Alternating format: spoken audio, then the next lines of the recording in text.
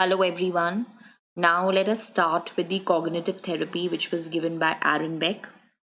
Now, Aaron Beck actually believed that the psychological distress was mainly characterized by anxiety or by depression.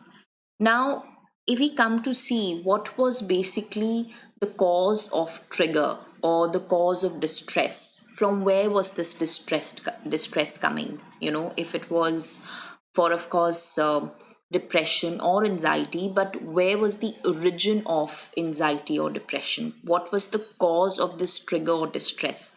So the cause lied, of course, in the negative childhood past experiences. Whatever the child has had in his past, whatever experiences he's had, the negative ones have impacted him deeply. And that was where the cause of trigger or the cause of distress completely lied.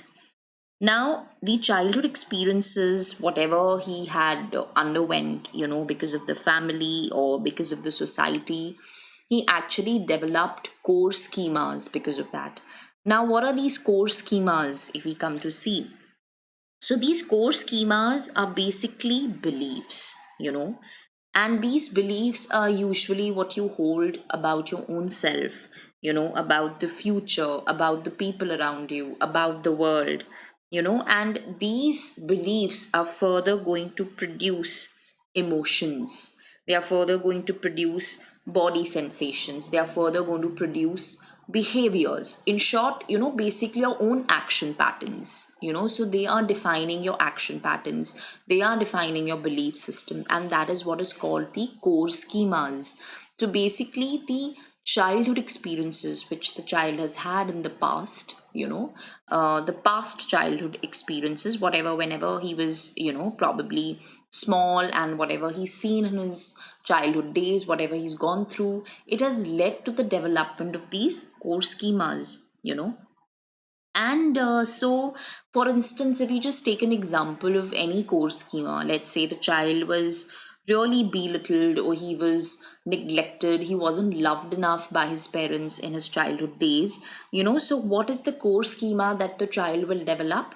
He will start believing that, I am not wanted, I am not being loved enough, so these are the core schemas that the child will tend to develop. Now, when the child starts growing up, in the normal course of life, maybe, there could be any critical incident, any negative impacting or any bad incident, so to say, that happened in the child's life, in the normal course of life, as and how he was growing. So, this incident can be any. For instance, an incident took place in the school where the teacher, in front of the entire class, embarrassed or insulted the child, or literally scolded a lot the child, where he once again felt that he's not being wanted. So, what has happened because of this critical incident? The critical incident that has happened with the child has finally led to the activation, or it has once again triggered the core schema which was formed way back in his childhood. So once again the core schema has been activated, once again the core schema has been triggered, and this has happened because of the critical incident that has happened with the child during the normal course of his life. Now, once this core schema has been triggered, it has been activated, it is further going to lead, to the development of the negative automatic thoughts. Now, these negative automatic thoughts are basically very, very irrational thoughts, which the person, the client, will have for himself or for herself. For instance, nobody loves me, I am stupid, I am ugly, I will not succeed no matter what. So these are very irrational thoughts. These are very automatic thoughts which keep coming, time and again to the client on its own. Now these negative automatic thoughts are basically have been characterized, or they have their basis, coming from these cognitive distortions. So they are characterized by these cognitive distortions. Now, what are these cognitive distortions? These cognitive distortions are the way we think. This is my pattern of thinking, my ways of thinking, you know, and that's very, very general way of thinking. That's how the client usually thinks, you know. And these kind of thinking patterns are actually distorting the realities of life, and they are distorting the realities in a very, very negative way, you know. So what are these patterns? These patterns of thoughts which are constantly coming to the mind of the client are the dysfunctional cognitive structures. These are the dysfunctional cognitive structures, you know. Now, when these thoughts, so to say, the dysfunctional cognitive structures are going to come again and again to the client, they are being very, very repetitive and they are coming to the client time and again, you know, they will further lead to the development of feelings of anxiety and depression. So, anxiousness and constant depression is what the client will start feeling. It is because of these dysfunctional cognitive structures, which are nothing but the pattern of my thoughts, you know. Now, of course, the therapist knows, you know, the client quite enough. And now, again, he's going to make use of a very gentle, a very non threatening disputation way. Now, what is this non threatening disputation? Where there is no argument, there is no debate, you know. The client will be asked questions in a very gentle manner.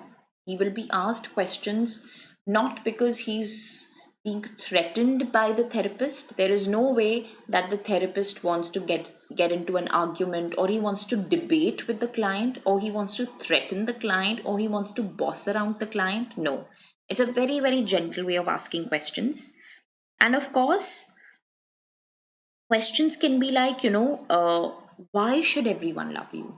You know, you are telling us that I'm not being loved enough, or I'm not wanted, you know, or I am stupid, I am ugly, I will not succeed. But the question can be, why should everyone love you?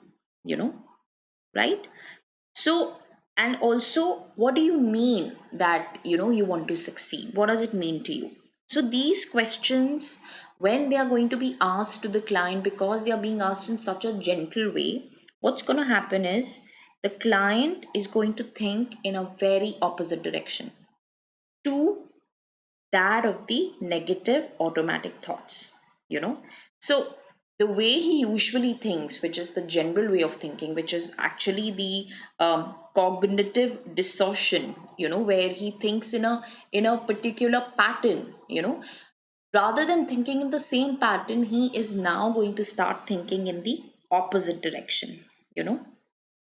So now, of course, he's going to really dig into his own feelings, his own thoughts, you know, like it's mostly more of an insightful experience, you know, and he will be able to really look deep into his dysfunctional schemas and will be able to, therefore, alter his cognitive structures. Now, all of those dysfunctional cognitive structures, which are nothing but the thought patterns, are going to be altered because he is going to start thinking in the opposite direction of his usual way of thinking, you know, where he always thought in the negative manner. You know, he's going to think in the opposite direction, and that is how these dysfunctional cognitive structures are going to get altered. Now, of course, what is the aim of this therapy? The aim of this therapy is to be able to achieve the cognitive restructuring. So, these thought patterns, you know, where there is a particular pattern which the client is following in terms of his own thinking, in terms of his own thoughts, that needs to be changed. That needs to be restructured. This is the aim of the therapy, and this will be achieved, you know.